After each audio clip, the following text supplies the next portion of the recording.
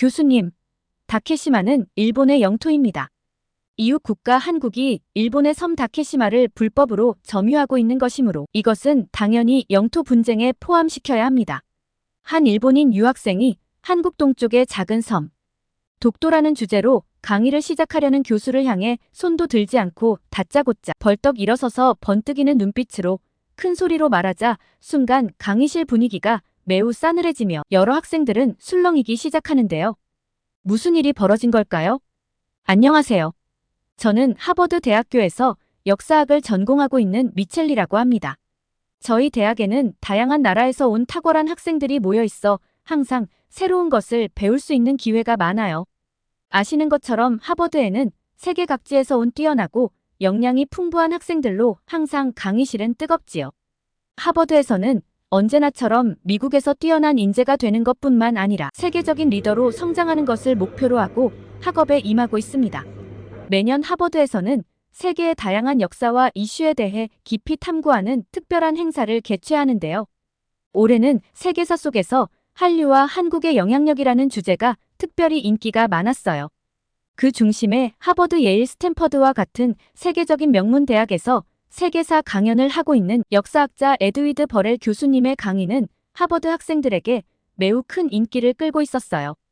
특히 버렐 교수님은 한중일 역사에 깊은 지식을 지니고 계셨으며 그 중에서도 한국사에 대한 강의는 하버드 학생들에게 열렬한 인기를 얻고 있었어요.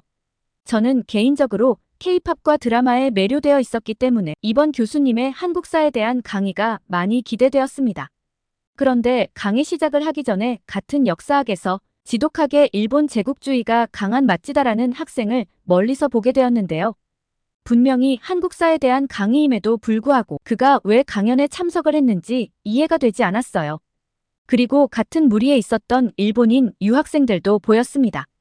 평상시 그들은 한국에 대해서 여러 가지로 못마땅해했고 무엇보다 누구와도 타협을 하지 않고 툭하면 논쟁을 벌이는 그들의 스타일에 대부분의 학생이 눈살을 찌푸리고 있었거든요. 그래서 더욱더 오늘 강의에서 마찌다와 일본인 친구들 모습이 불편했던 것은 사실이었어요. 하지만 일본 역사도 아니고 한국사이기 때문에 별 문제 없을 것이라 생각을 하고 강의를 기다렸습니다.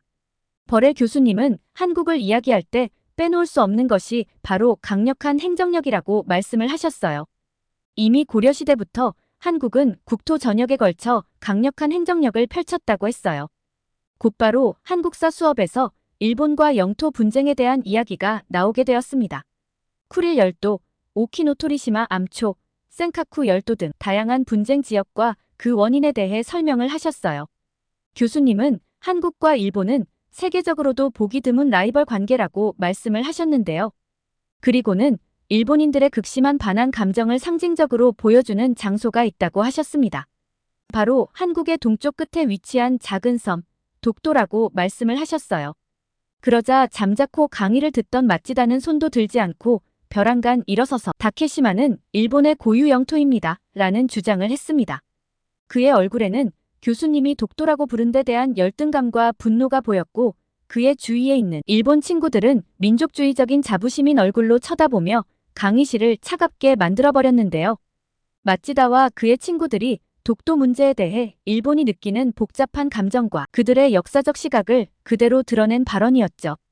세계 각지에서 온 학생들이 참석한 강의에서 이토록 민망한 발언을 하자 그때부터 강의실은 긴장감이 감돌았고 버렐 교수님은 잠시 침묵을 지키며 학생들을 둘러보았습니다.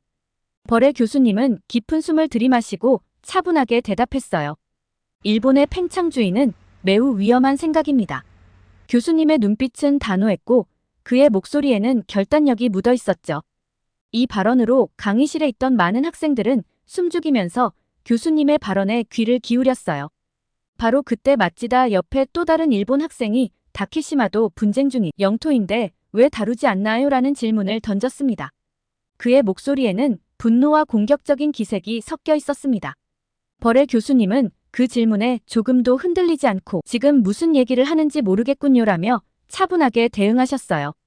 교수님의 태도는 마치 그 질문이 논의할 가치도 없다는 듯 했습니다.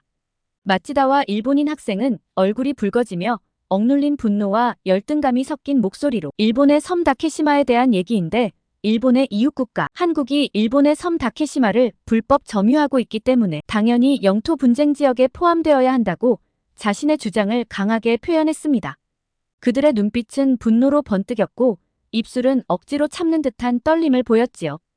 이 말을 들은 교수님은 잠시 놀란 표정을 지었지만 이내 차분하게 부드러운 미소를 지었습니다. 일본인 학생들은 교수님이 왜 웃는지 이해하지 못한 채 당혹스러운 표정을 지었어요.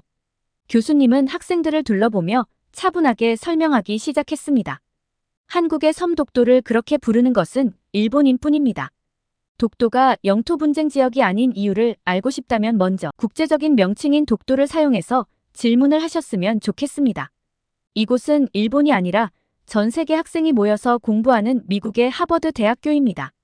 교수님의 목소리는 차분하고 확신에 차 있었습니다. 이 말에 일본인 학생들의 얼굴은 더욱 붉어졌고 분노로 가득 찬 눈빛을 감추지 못한 채 용어는 어차피 나라마다 다른 것이니 크게 중요한 것이 아니라고 생각합니다. 그렇다면 다시 묻겠습니다. 일본의 섬인 독도를 영토 분쟁 지역이 아니라고 말한 이유는 무엇인가요? 마치다는 분한 듯한 목소리로 반박했습니다. 교수님은 여전히 차분한 미소를 유지하며 학생의 눈을 마주보고 단호하게 답했습니다. 독도는 한국의 명백한 영토이며 한 번도 분쟁 지역이 된 적이 없습니다. 이 사실은 18세기에 제작된 일본 지도에도 분명히 나타나 있습니다.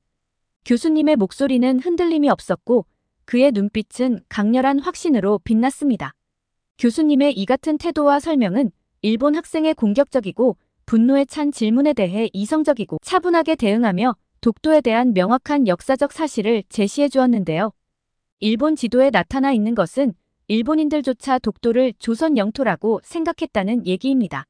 실제로 독도를 일본 영토라고 주장하는 일본 역사학자는 단 한 명도 존재하지 않습니다. 역사를 전공한 일본 학자들도 진실을 알고 있기 때문이죠. 그렇다면 오직 일본 정부와 일본 법학자들만이 독도를 일본 땅이라 우기고 있다는 건가요? 마치다와 일본인 학생들도 호락호락 물러서지는 않았습니다. 그들은 얼굴이 벌겋게 달아오르고 눈에는 분노의 불꽃이 이글거렸어요. 억눌린 감정을 터뜨리듯이 마치다는 거칠게 큰 소리로 말을 했는데요. 어쨌든 갈등이 있으니 분쟁 영토인 것은 맞지 않습니까? 정말 한국이 독도가 자신들의 땅이라는 자신이 있다면 일본 주장대로 국제사법재판소에 맡기면 될 일입니다. 한국이 국제재판을 거부하는 것은 뭔가 꺼림칙하기 때문입니다라고 소리쳤습니다. 마치다의 목소리는 강의실을 울리며 일본 민족주의의 강한 자부심과 억울함을 드러내고 있었지요. 이를 들은 버렐 교수님은 잠시 침묵을 지키며 학생들을 둘러보았습니다. 그러고 나서 차분한 미소를 지으며 단호하게 입을 열었습니다. 저는 개인적으로 일본의 도쿄가 미국의 영토라고 생각합니다.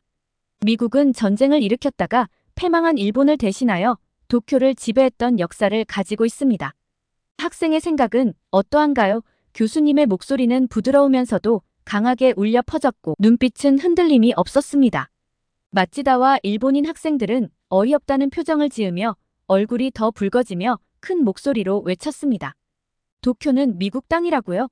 갑자기 말도 안 되는 농담을 하시는 이유가 뭔지 모르겠습니다. 라고 큰 소리로 대답했습니다.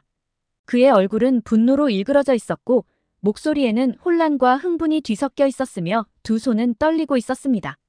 이에 교수님은 여전히 차분한 태도로 물론 제가 방금 한 말은 말도 안 되는 농담이 맞습니다. 제가 아무리 도쿄가 미국 땅이라고 우겨도 현실이 바뀌지 않을 것이니까요.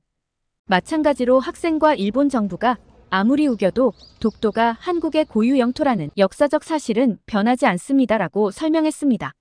교수님의 목소리는 흔들림이 없었고 차분하며 눈빛은 지혜와 단호함으로 가득 차 있었습니다. 강의실은 숨죽인 채로 대화를 지켜보았습니다.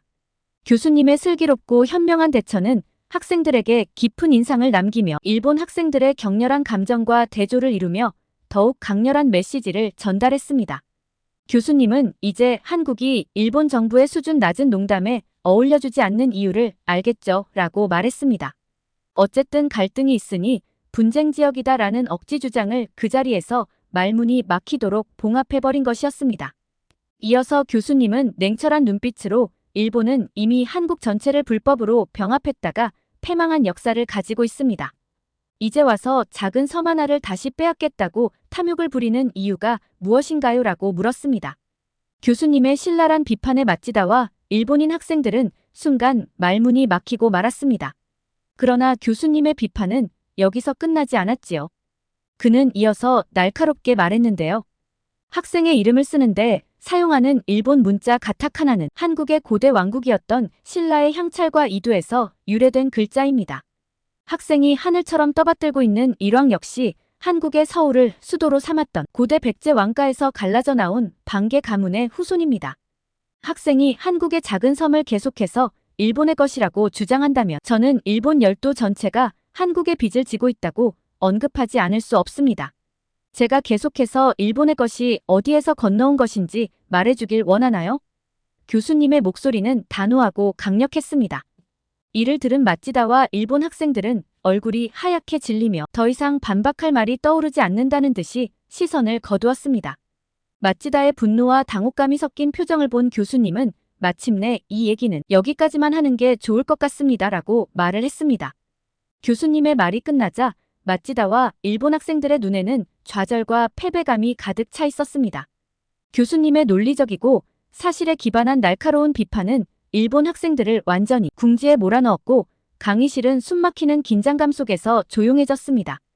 이 대화는 학생들에게 역사적 진실과 그에 대한 이성적 접근의 중요성을 다시 한번 일깨워 주었습니다. 강의실은 조용해졌고 학생들은 이 대화에서 국제적인 관점과 역사적 진실을 깨닫게 되었어요. 계속해서 독도 문제가 나온 김에 일본 대마도에 대한 역사적 사실과 일본의 역사 왜곡에 대한 최근의 이야기를 들려드리겠습니다. 지난 수십 년간 국제사법재판소의 로비와 인맥을 믿고 끊임없는 영토 분쟁으로 일본은 한국을 괴롭혔습니다. 그리고 영토 분쟁에 대해 전략적 인내로 일관하던 한국이 본격적으로 반격에 나섰다고 하는데요. 한국이 반격을 시작하자마자 일본의 거짓말들이 만천하에 드러나 일본 정부는 당황스러움을 숨기지 못하고 있다 합니다. 국제사법재판소는 일본 왕세자비의 아버지인 오와다 히사시를 판사로 둔 대표적인 친일파 국제기관으로 평가받는 곳인데요. 지금까지 세계 외교 전문가들은 이 문제가 국제사법재판소에 회부될 경우 한국이 어떤 대응 논리도 내세우지 못한 채 패배할 것이라는 전망이 이어졌습니다. 하지만 한일 영토 분쟁 문제에 대한 세계 외교 전문가들의 전망이 완전히 전환되는 엄청난 사건이 벌어져 화제가 되고 있다 합니다. 바로 대마도가 한국 땅이 맞다는 증거가 전면적으로 인정받기 시작해 일본의 로비가 완전히 무력화되었다는 반가운 소식인데요. 대마도는 원래 조선에 속한 땅이었으나 일제강점기 당시 일본이 강제로 침탈한 대표적인 한국의 영토라고 합니다. 그 증거로 광복 이후 미국 육해군 합동정보조직인 JANIS가 백악관에 보낸 보고서에는 대마도가 한국 영토로 명시되어 있습니다. 소련은 한국의 독립을 논의했던 카이로 회담에서 대마도는 한국 땅이니 돌려주어야 한다는 명확한 입장을 드러냈죠. 하지만 한국 전쟁이 발발한 틈을 타 일본이 대마도에 몰래 자위대를 보내 강제로 침탈했습니다. 미국이 이를 강력하게 문제 삼자 일본은 미국이 알고 있는 정보가 틀리다는 주장을 펼쳤는데요. 그 주된 논리는 한국의 국력 부족이었습니다. 조선은 해군력이 약해서 감히 일본을 상대로 대마도를 가질 수 없다라는 발언이었죠. 일본은 당시 증거로 대마도가 일본의 영토라고 쓰인 신빙성 없는 중국의 고서적과 대마도가 일본 땅이라고 스스로 표기해둔 엉터리 지도를 미국에 제시했습니다. 부정부패와 로비로 뒤덮인 국제사법재판소에서 일본이 가진 위상을 믿었던 것인지 일본은 이번에도 수십 년 전과 똑같은 논리와 근거를 들고 나와 무리를 빚었습니다. 이토록 아무런 준비도 하지 않고 수백 년 전 논리와 근거를 그대로 사용하는 것은 한국 외교부를 완전히 무시하는 처사라는 것이죠. 그러나 한국의 외교관들이 과거 일본의 또 다른 영토 분쟁을 근거로 들고 나오자 일본은 아연실색할 수밖에 없었다고 합니다. 미국과 일본 사이에 있었던 오가사와라 제도 분쟁 당시 일본의 능력이 부족해 오가사와라 제도를 방치하다가 미국이 아무것도 없는 빈 땅을 사용하자 오가사와라 제도를 무단 점유했다며 미국과 영토 분쟁에 들어갔던 사건입니다. 이를 되찾기 위해 일본은 그 제도가 일본의 영토가 맞다는 증거를 내놓아야 했는데요. 당시 일본은 그 증거로 1785년 프랑스인의 손으로 그려진 삼국 접양지도를 내놓아 미국을 상대로 오가사와라 제도 영토 분쟁에서 승리했습니다. 이렇듯 삼국 접양지도는 당시 공증을 위해 참석한 국가인 영국과 영토 분쟁 대상이었던 미국이 공식적으로 인정한 역사적인 증거인 셈이죠.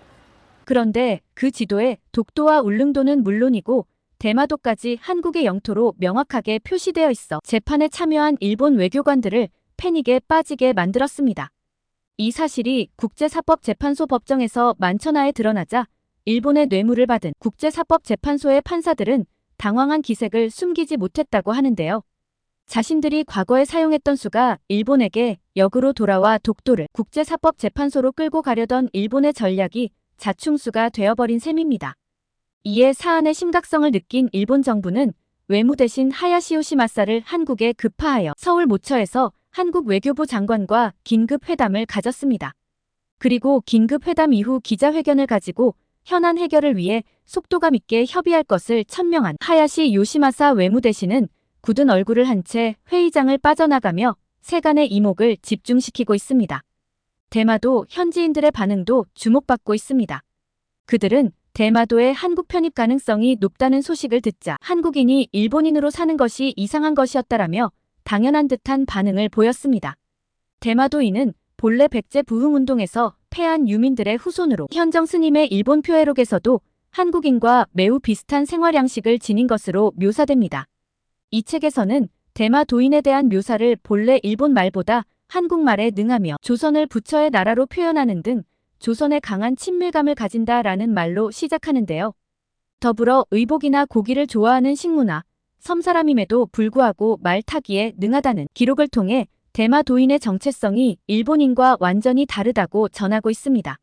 이렇듯 대마도인은 과거부터 자신이 한국인이라는 강한 인식을 가지고 있었는데 철수했던 일본군이 어느 순간 다시 들어와 당당하게 대마도의 주인 행세를 하고 있어 분노했다고 합니다. 해방될 당시 발발한 한국전쟁을 틈탄 일본의 야욕으로 대마도를 무단 점거한 사례가 바로 이것입니다. 일본의 끝을 모르는 욕심은 자기 죄를 뉘우칠 새도 없이 이어졌고 그로 인해 한국은 또다시 동포를 잃어야만 했던 것이죠. 하지만 국제사법재판소에서 밝혀진 진실들로 인해 일본은 대마도를 날조된 자료와 거짓말로 강탈해간 죄의 대가를 치르게 될 것으로 보입니다. 대마도 소유권을 박탈당하는 것은 물론이고 지난 수십 년간 식민 통치하고 있었던 것에 대한 금전적 보상을 한국에 지불하게 될 것으로 전망됩니다. 일본은 독도 문제를 거론하며 한국을 집요하게 괴롭혔는데 한국이 일본의 거짓말을 더 이상 좌시하지 않고 반격에 나서자 그 즉시 일본의 논리는 속수무책으로 무너져 내리는 모습입니다. 일본은 뒤늦게 잘못을 깨닫고 황급히 한국 외교부를 찾아 사태를 진정시키려 애쓰고 있지만 한국은 표면적인 대답만 내놓고 있습니다. 일본은 늦었다고 생각할 때가 가장 빠르다라는 격언을 믿고 이제 와서 한국에 매달리고 있지만 지속적인 망언에도 참을 만큼 참은 한국은 일본에게 세상이 항상 격언대로 흘러가지는 않는다는 것을 알려주려는 듯 보입니다. 오늘 내용은 여기까지입니다. 시청해주셔서 감사합니다.